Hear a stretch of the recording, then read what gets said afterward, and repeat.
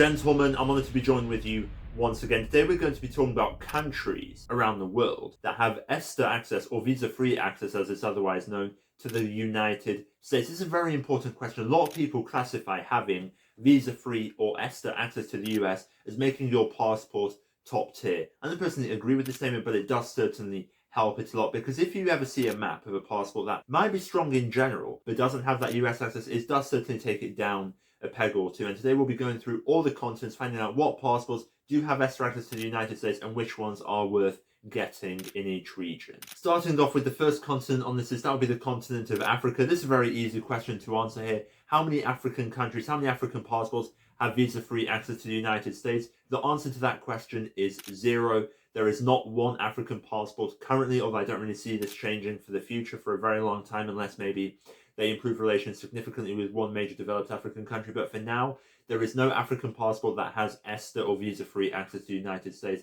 There are some African countries that are allowing American citizens to naturalize in their country if they have a certain West African background. That is a very good program, in my opinion. Frankly, I would definitely do that if I was in that position. But there is no African passport that is a very strong passport that's going to grant you access to the United States, unfortunately, for the time being. And now if we go up a little bit north across the Mediterranean from the continent of Africa, we're now going into Europe. And Europe is almost the antithesis of Africa regarding this, because the majority of European passports, they all pretty much have ESTA or visa-free access to the United States. There are only a couple that are restricted, but if we first focus on the European Union, every single EU passport, apart from Romania, Bulgaria, and Cyprus, they all have visa-free or ESTA access to the United States. Another country worth noting here would be the country of Hungary. Hungary does currently have ESTA or visa-free access to the US. I do think that they will maintain that now because Orban and Trump do like each other. But under Joe Biden's presidency, one thing that did happen was that Joe Biden restricted Hungarian nationals entering the country under his presidency of the United States while Joe Biden was president. They changed the visa policy for Hungarians, where instead of a multi-entry ESTA that most Europeans are provided with, Hungarians only had a single entry ESTA, and it was valid for a lesser time. So I believe an average ESTA is valid for 2 years, whereas a Hungarian ESTA is only valid for 1 year. This is in relation to many geopolitical things, but that is a restriction that the Hungarian citizens do currently have. They also don't have a tax treaty with the United States either, which is disgraceful in my opinion, and I really do hope that gets fixed soon.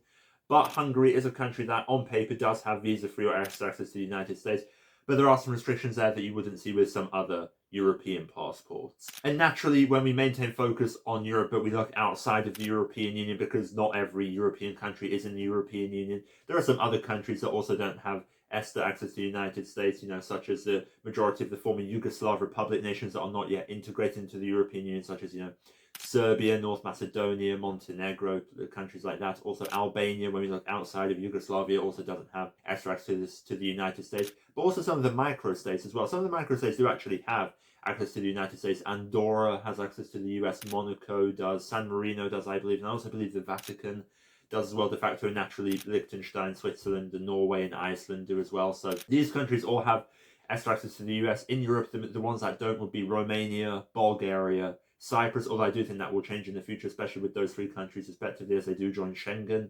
Romania and Bulgaria have already joined Schengen, Cyprus will soon as well, hopefully.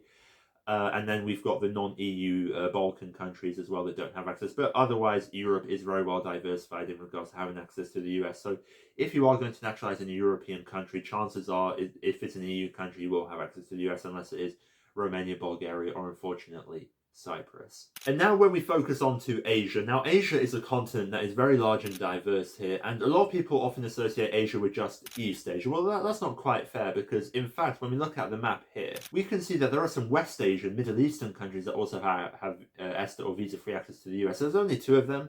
I do anticipate that this will change in the future. The first one that got ESTA access to the US would be the country of Israel. The Israeli passport does have ESTA access or visa-free access to the US. They got that quite recently, I believe, a little under than 2 years ago, honestly. So that does make it a strong passport. The Israeli passport is very good, but I wouldn't personally recommend it. If I was able to qualify for Israeli citizenship, I don't think I'd do it personally. There are many issues that come with it, but when we talk about passports that do have ESTA access to the US, Israel is one of them. And the other one is a Gulf country. A lot of people think it's the Emirates. That's not actually quite true. The Emirates doesn't yet have visa-free access to the US. I would have thought they would be the first Gulf country to get it, but no, it was actually the country of Qatar. The Qatari passport is actually not that good when we look at the map. You don't really have access to many, many places. But weirdly enough, you have access to the US, which is quite interesting because usually the US is one of the last countries that you gain access to regarding your passport. So the Qatari passport does have access to the US. My personal predictions are the UAE passport is also going to get it quite soon. Oman as well, maybe Bahrain, maybe Saudi Arabia, maybe Kuwait. Those Gulf countries will, I think, get it in the future. But for now, it's only Qatar and Israel. Then if we go eastwards towards East Asia, naturally we've got the passports like the South Korean passport also has ESTA or visa-free access to the US. Japan has access to the US. Taiwan as well, interestingly enough, has access to the US. If you're a Taiwanese citizen, you can travel to the US without needing a visa. And naturally, the other tiger country will be the country of Singapore. The Singaporean passport is one of the strongest in the world. A lot of people say it's the #1 passport in the world. I personally disagree with that statement, but it is certainly very, very strong, and you do have access to the US with that passport. But there is one country here in Southeast Asia that is very surprising. This was, in fact, the first Muslim majority country to gain access visa-free to the US. And a lot of people are quite surprised by this. That would be the country of Brunei. Brunei is a country that you really rarely hear about, honestly, especially here in Western Europe. But certainly, maybe there if you're in Malaysia or something that's right next door, maybe you hear about it a bit more. But you never really hear about Brunei in the news, honestly. And the Bruneian passport is one of the most surprising passports out there. It's a tiny, tiny oil-rich kingdom, yet it's a monumentally strong passport. I was so surprised when I first saw that map, honestly. The Bruneian passport is one of the best passports in the world when we talk about visa-free travel. Now, yes, you're not going to get Bruneian citizenship. Bruneian citizenship for men, I think, is impossible. And for women, it takes about 15 to 30 years to get it. And you have to marry a Bruneian national there too, and it has to be Bruneian male. I also believe this might not be true, but I also believe you do have to be Muslim as well to qualify for it. But surprisingly enough, the Bruneian passport is monumentally strong. You have access to the West and the East. A lot of people are very surprised when they find out that Brunei has access to the US, but they do. And it's an incredible passport when we talk about visa-free travel. Honestly, Asia is a continent, is a region of the world that is growing their passport strength. You know, we've got the 4 major Asian tigers there as well. Hong Kong doesn't yet have extra access to the US, I don't believe. But the majority of, nation republic countries, such as Singapore, Taiwan, places like that, they all have access to the US. Now, if we go a little bit south of Asia, we're now going to Oceania. Now, the most obvious 2 countries here would be Australia and New Zealand. Everyone knows that the Australian passport and the New Zealand passport have access to the US. That's fairly obvious. They're both strong, developed Western countries with Western passports, Western line passports as well. They have a first world passport reputation. But there's another passport here, which is quite surprising. Now, this passport is not one that is very easy to get. They don't like to naturalize foreigners who are not ethnically from this country. But the country of Palau, the Palauan passport, does actually have extra access to the US, and it can go even further with the sense of Palau used to be an incorporated territory of the United States. So it's quite easy for Palauan nationals to move and to reside in the US permanently as well. So the Palauan passport, when we talk about passports in Oceania, it is one of those rare passports, those rare island countries where they do have strong access to the United States, which is quite the difference when we compare it to another passport in the region such as Vanuatu, whose reputation is sadly worsening every day, it seems. But the Palauan passport is not one that people know now. Yes, not an easy passport to get. Most people are not going to be naturalizing in Palau. They do have a digital residency program, but that doesn't mean anything when we talk about naturalizing in the country and getting citizenship. But if you are a Palauan national, maybe you have a Palauan background, you can qualify Palauan citizenship, you will get access to the US. And the final continent here, that would be South America. Now, a lot of people think that all South American passports don't have access to the US. Again, not true. A bit like Brunei in this case, there's that one outlier country that does have access to the US. That would be the country of Chile. The Chilean passport is a beautiful passport.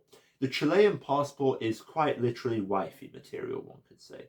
It's an astounding passport. It's an astonishing passport. It really is. It's a perfect Plan B passport. You can't really say many bad things about the Chilean passport. And with that, it's also exacerbated even more so by the fact that it's the only passport in South America that has extra access to the US. Now, yes, for years they have been talking about abolishing it for them because of gang problems in states like California and things like that. I don't personally see that happening in the near future. They always talk about that, but they never really put it into practice.